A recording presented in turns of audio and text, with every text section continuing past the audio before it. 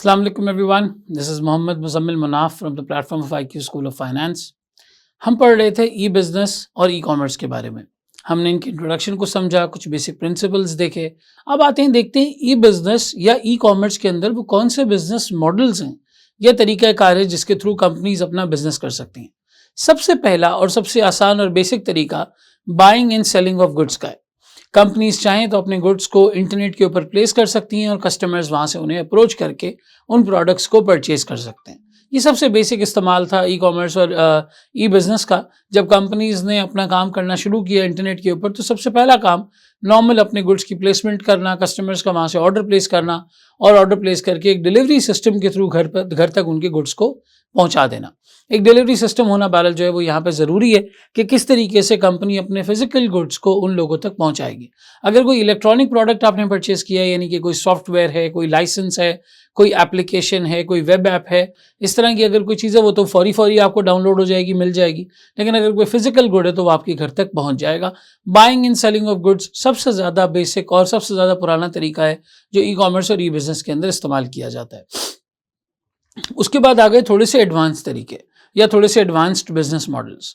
दूसरा business model बड़ा जो हमारे पास यहाँ पर मौजूद है वो है ऑक्शंस का। जैसे ईबे की तरह की वेबसाइट्स हैं या OLX की तरह के प्लेटफॉर्म्स हैं जहाँ पे लोग अपने गुड्स को सेल करने के लिए लगाते हैं, ऑक्शन करने के लिए लगाते हैं। पार्क व्हील्स है, लोग गाड़ियाँ सेल करने के लिए लगाते हैं। इसी तरीके से हमारे पास जो है वो दूसरे इस तरह के प्लेटफॉर्म्स हैं जहाँ पे लोग अपने गुड्स वगैरह को इस तरीके से वहाँ पर लगाते हैं और वहाँ पे दूसरे आकर उनके प्राइसिंग के ऊपर एग्री करते हैं और उस प्रोडक्ट्स को परचेज कर लेते हैं। OLX इसकी एग्जांपल है। फेसबुक के ऊपर कई मार्केट प्लेस ग्रुप्स हैं इस तरह के जहाँ पे ऑक्शंस होते हैं और इसी तरीके से पार्क व्हील्स वगैरह की एग्जांपल हमारे पास मौजूद है। ठीक है। तीसरा बड़ा मॉडल जो कि सबसे ज़्यादा दुनिया में आज ऑपरेट हो रहा है वो है इंटरमीडियरी कंपनीज का मॉडल। इंटरमीडियरी कंपनीज का मतलब ये है कि एक ऐसा प्लेटफॉर्म, एक ऐसी मार्केट प्लेस जहाँ पे बाकी सारी कंपनीज के प्रोडक्ट्स को आपने प्लेस कर दिया। अमेजॉन इसकी प्राइम एग्जाम्पल है, बिल्कुल कंटेम्प्रेरी एग्जाम्पल। पाकिस्तानी कॉन्टेक्स्ट में अगर हम देखें तो दराज.pk, दराज इसकी क्लासिकल एग्जाम्पल है। एक मार्केट प्लेस जहाँ पे बहुत सारे सप्लायर्स अपने गुड्स ऑफर कर रहे हैं। हर सप्लायर को technology, website, payment system, delivery mechanism, warehousing, इन सब की टेंशन लेने की ज़रूरत नहीं है। एक इंटरमीडियरी कंपनी बीच में मौजूद है, वो यानी सेलर को बायर से कनेक्ट करेगी और बीच में अपना कमीशन या अपनी शेयरिंग, अपनी परसेंटेज जो है वो चार्ज कर लेगी। एट द सेम टाइम बिल्कुल इसी तरीके से आप एग्जाम्पल्स ले सकते हैं दूसरे ऐसे प्लेटफॉर्म्स की, जैसे सस्ता टिकट.pk है, दूसरे इस तरह के प्लेटफॉर्म्स हैं जहाँ पे एक मार्केट प्लेस हो जाती है। सिमिलर सर्विस या सिमिलर प्रोडक्ट प्रोवाइड करने वाले बाकी सारे लोग वहाँ पर जो है वो अपने प्रोडक्ट्स को लिस्ट कर देते हैं, अपनी सर्विसेज को लिस्ट कर देते हैं और बायर और सेलर को मिलवाया जा सकता है। फाइवर एक इंटरमीडियरी कंपनी की एग्जाम्पल है, अपवर्क एक इंटरमीडियरी कंपनी की एग्जाम्पल है, guru.com की आप एग्जाम्पल ले लें, मुख्तलिफ इस तरह के प्लेटफॉर्म्स आप ले लें। बायर और सेलर को इंटरमीडियरी तौर पे मिलाया जा सकता है। इसकी एक फार फेच्ड एग्जाम्पल क्रिप्टोज के अंदर बाइनेंस की भी हो सकती है। एक ऐसा प्लेटफॉर्म जहाँ पे बायर और सेलर आकर जो है वो मिल रहे हैं और अपने कॉइन्स को ट्रेड कर रहे हैं। आप में से कुछ लोग आर्ग्यू करेंगे कि भाई वो तो ब्रोकरेज हाउस की तरह रन करता है। आई एग्री टू दैट, लेकिन सिर्फ टेक्नोलॉजी परस्पेक्टिव से देखें तो टेक्नोलॉजी के लिहाज से उसने एक मार्केट प्लेस बना दी है जहाँ पे आप आके अपना कॉइन लिस्ट कर सकते हैं और दूसरे आपके कॉइन्स को परचेज कर सकते हैं। तो ये तीन मॉडल्स हमारे यहाँ पर जो है वो होते हैं, conventionally buying and selling of goods. उसके बाद हमारे इलेक्ट्रॉनिक ऑक्शंस जहाँ पे आप चीज़ें अपनी सेल कर सकते हैं। उसके बाद आती है इंटरमीडियरी कंपनीज जो आके आज सबसे ज़्यादा प्रोमिनेंट मॉडल है। एक अच्छा मार्केट प्लेस आपने बना दिया, वहाँ पर आपने अपने प्रोडक्ट्स और सर्विसेज को लिस्ट करवाया और लिस्ट करवा के आपने सेल किया, प्लेटफॉर्म ने अपना कमीशन ले लिया और आपने बायर को अपने गुड्स सेल कर दिए। बहुत सारी इस तरीके की इंटरमीडियरी कंपनीज हमारे पास मार्केट प्लेस परस्पेक्टिव से मूव करती हैं और सिमिलर प्रोडक्ट्स और सिमिलर सर्विसेज के प्रोवाइडर्स को वहाँ पर जो है वो जमा करती हैं और उनके गुड्स को सेल करती हैं। अगला मॉडल हमारे पास है अलायंस ऑफ सप्लायर्स। पॉसिबल है कि फॉर एग्जांपल आप रियल स्टेट की मिसाल ले लें। एक रियल स्टेट वाला कराची के एक इलाके में, दूसरा रियल स्टेट वाला लाहौर के एक इलाके में, तीसरा इस्लामाबाद के एक इलाके में। इन्होंने क्या किया, इन्होंने अपनी वेबसाइट्स को इस तरीके से इंटीग्रेट कर दिया कि जब आप कराची की वेबसाइट पर जाते हैं तो वहाँ पर आपको एक बटन दिखता है कि आप प्रॉपर्टी इस्लामाबाद में भी देख सकते हैं। आप इस्लामाबाद की वेबसाइट पे जाते हैं तो आपको एक बटन दिखता है कि आप प्रॉपर्टी लाहौर में भी देख सकते हैं, लाहौर की वेबसाइट पे जाते हैं तो पता चलता है आप सखर में भी देख सकते हैं। तो इन रियल स्टेट एजेंट्स ने मिला के अपनी वेबसाइट्स को आपस में इंटीग्रेट कर दिया, एक अलायंस क्रिएट कर दिया आपस में, ताकि एक विजिटर अगर एक वेबसाइट के ऊपर आ रहा है तो वो दूसरी वेबसाइट को भी विजिट कर सके।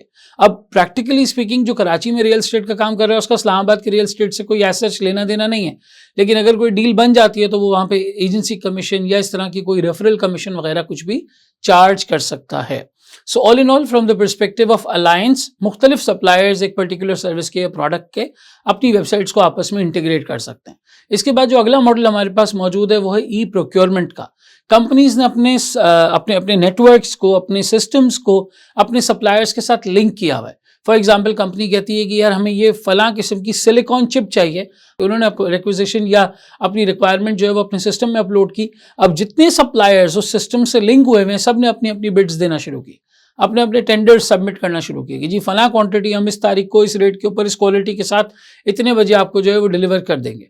उन्होंने अपना टेंडर सबमिट किया, दूसरे सप्लायर ने, तीसरे ने, चौथे ने, पांचवें ने, छठे ने, so on and so fourth, कई सारे सप्लायर्स ने अपनी कोटेशंस वहां पे सबमिट की and the company could pick the best of those, जो भी उनमें से सबसे अच्छा है, और उन्हें एक ऑर्डर प्लेस कर दिया जाता है। सिस्टम के थ्रू उन्हें कम्युनिकेशन जाती है कि उनका टेंडर एक्सेप्ट हुआ है या नहीं एक्सेप्ट हुआ। ये हमारा ई प्रोक्योरमेंट का एक सिस्टम है जो आम आवाम और आपके मेरे जैसे जनरल कंज्यूमर्स को कम देखने को मिलता है, लेकिन कंपनीज के आपसी नेटवर्क के अंदर बहरहाल जो है वो मौजूद होता है। इसके बाद हमारी एडवर्टाइजिंग, प्रमोशन, इन तीनों दो तीन चीज़ों को मैं साथ में कवर करता हूँ। एडवर्टाइजिंग, प्रमोशन और कस्टमर रिलेशनशिप्स। इंटरनेट की वजह से एडवर्टाइजिंग और डिजिटल मार्केटिंग का बिल्कुल एक नया तरीक़ाकार हमने जो है वो देखा। एफिलिएट्स उसके अंदर आना शुरू हुए, प्रोमो कोड्स आना शुरू हुए, ब्रांड एंडोर्समेंट्स आना शुरू हुई। एक बंदा आकर जो आपको इन्फ्लुएंस करता है, जिसको आप फॉलो करते हैं, जिसकी बात आपको समझ आती है, वो किसी ब्रांड को आके इंडोर्स करता है, उसके फ़ायदे नुकसान बताता है और आपसे कहता है कि अगर आप उसका कोड यूज़ करेंगे तो आपको फला यहाँ पर जो है वो डिस्काउंट मिल जाएगा। तो मुख्तलिफ किस्म की इस तरह की प्रमोशनल स्ट्रैटेजीज़ होती हैं, मार्केटिंग प्रमोशंस होती हैं, सेल वगैरह लगती है ब्रांड्स के ऊपर, फैशन अपैरल्स के ऊपर, परफ्यूम्स के ऊपर, वॉचेस के ऊपर, मोबाइल फ़ोन्स के ऊपर, लैपटॉप्स के ऊपर। तो उन्हें इंटरनेट पर मार्केट किया जाता है, बताया जाता है, लोगों तक पहुँचाया जाता है।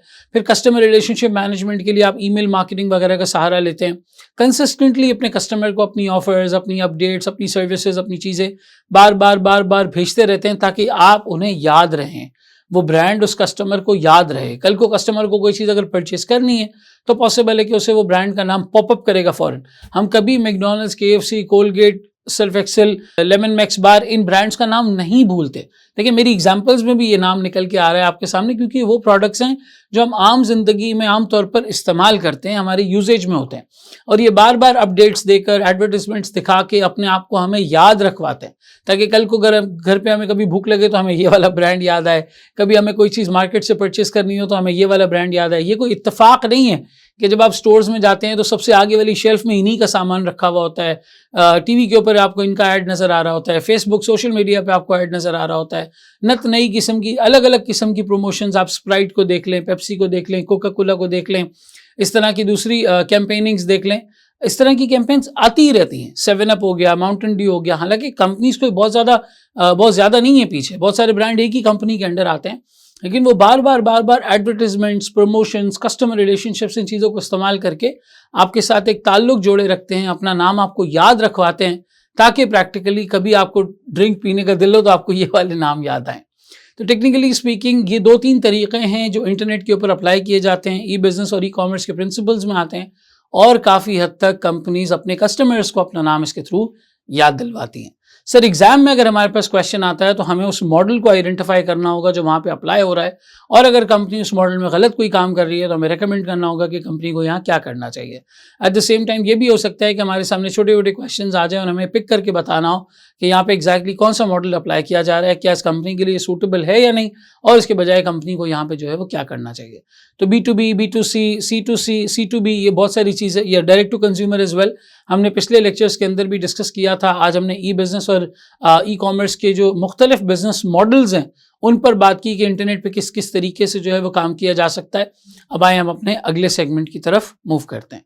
Thank you so much. अल्लाह हाफ़िज़।